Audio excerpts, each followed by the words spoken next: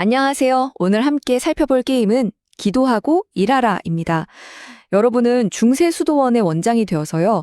신앙심이라는 아주 숭고한 목표와 또 생산성이라는 현실적인 과제 사이에서 균형을 잡아야 합니다. 과연 이 두 가지를 모두 이룰 수 있을까요? 지금부터 함께 알아보시죠. 자, 게임을 시작하면 여러분은 이제 막 세워진 수도원의 원장이 됩니다. 그리고 여러분에게 주어진 건 바로 이 광활하지만 아직은 아무것도 없는 그런 미개척지 뿐이에요. 모든 위대한 시작이 다 그렇듯 처음엔 좀 막막하죠?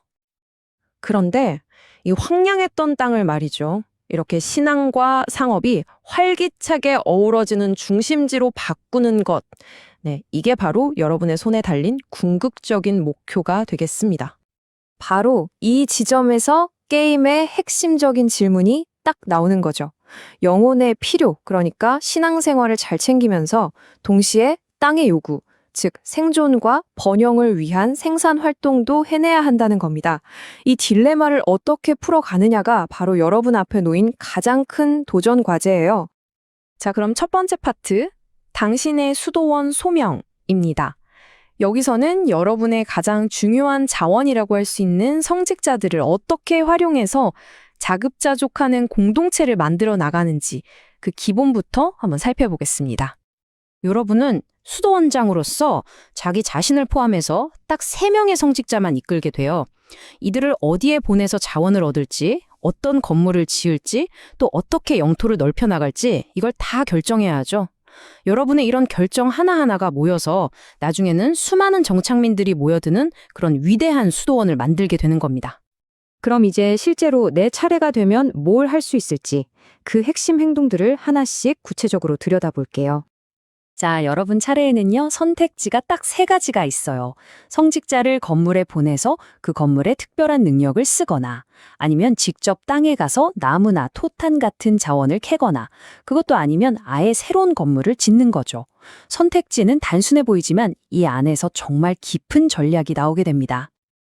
이 그림을 보시면 생산 과정이 한눈에 쏙 들어오실 거예요. 왼쪽에 가축 같은 원자재를 먼저 확보하고요. 그 다음에 오른쪽에 도축장 같은 생산 건물에 성직자를 보내면 고기 같은 가공품이 딱 만들어지는 거죠. 이 기본 원리를 잘 활용하는 게 정말 중요합니다. 자, 여기서부터 이 게임이 진짜 재밌어집니다. 나한테는 없는 건물을 다른 플레이어가 가지고 있다?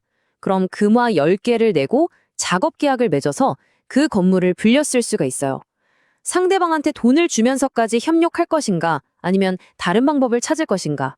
매 순간 이런 전략적인 고민에 빠지게 되죠. 자, 이제 기도하고 일하라를 정말 특별하게 만드는 이 게임만의 아주 독창적인 시스템을 만나볼 시간입니다. 바로 여러분, 수도원의 경제를 쥐고 흔드는 엔진, 생산술의 바퀴입니다. 이 생산술의 바퀴는요, 쉽게 말해 시장의 수요와 공급을 보여주는 동적인 지표예요. 핵심은 이겁니다. 아무도 생산하지 않는 자원은 시간이 지날수록 시장에 점점 더 많이 쌓이게 돼요. 그러니까 가치가 계속해서 변하는, 살아 숨쉬는 경제 시스템이라고 보시면 돼요. 자, 이 상황 좀 보세요. 와, 수레바퀴의 가축한이 엄청나게 높은 숫자를 가리키고 있죠? 이게 무슨 뜻이냐면 오랫동안 아무도 가축을 생산하지 않아서 시장의 물량이 어마어마하게 쌓였다는 신호예요. 바로 지금이 대박을 터뜨릴 기회인 거죠. 당연히 이 기회를 놓치면 안 되겠죠? 즉시 수도사를 농가로 보냅니다. 지금이다! 시장에 쌓인 저 가축들 전부 우리 것으로 만들자! 뭐 이런 심정으로 말이죠. 그리고 여러분이 생산을 딱 끝내자마자 보세요. 가축한의 숫자가 순식간에 0이 됐습니다. 시장이 텅 비어버린 거예요. 이제 누군가 다시 가축을 원한다면 공급이 차오를 때까지 한참을 기다려야겠죠?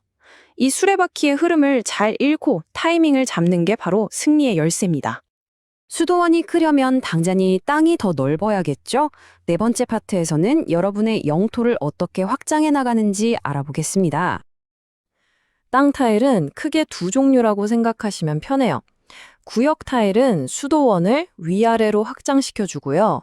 지역 타일은 왼쪽으로는 해안지대를, 오른쪽으로는 산악지대를 추가하면서 양옆으로 영토를 넓혀줍니다.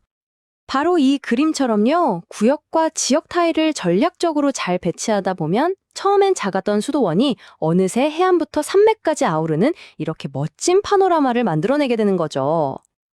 자, 이렇게 넓은 영토를 확보했다면 이제 뭐를 해야 할까요? 그렇죠. 그 위에 멋진 건물들을 지어서 여러분만의 유산을 만들어야죠.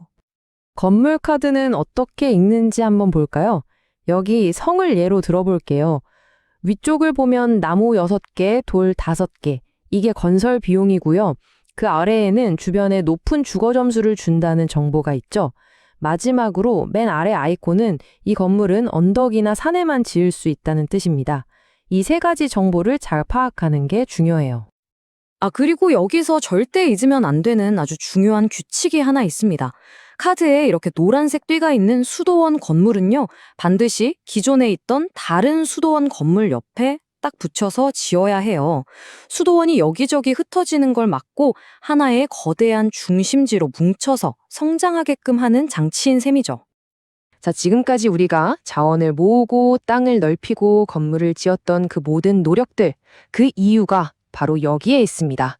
마지막 장, 정착민들을 불러 모아서 최종 승점을 얻는 방법을 알아볼게요.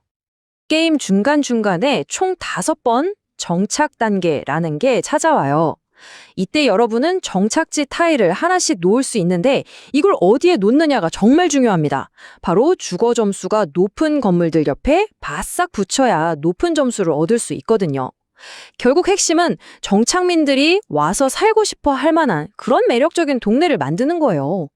다시 한번 이 멋진 수도원의 완성된 모습을 보세요. 시장의 흐름을 잘 읽고 영토를 현명하게 확장하고 건물들을 전략적으로 잘 배치한 플레이어만이 이렇게 번영하는 수도원을 완성하고 최고의 명성을 얻게 되는 겁니다. 자, 이제 여러분의 차례입니다. 텅 빈 대지가 여러분을 기다리고 있어요. 여러분은 과연 어떤 모습의 수도원을 건설하고 역사에 어떤 유산을 남기시겠습니까?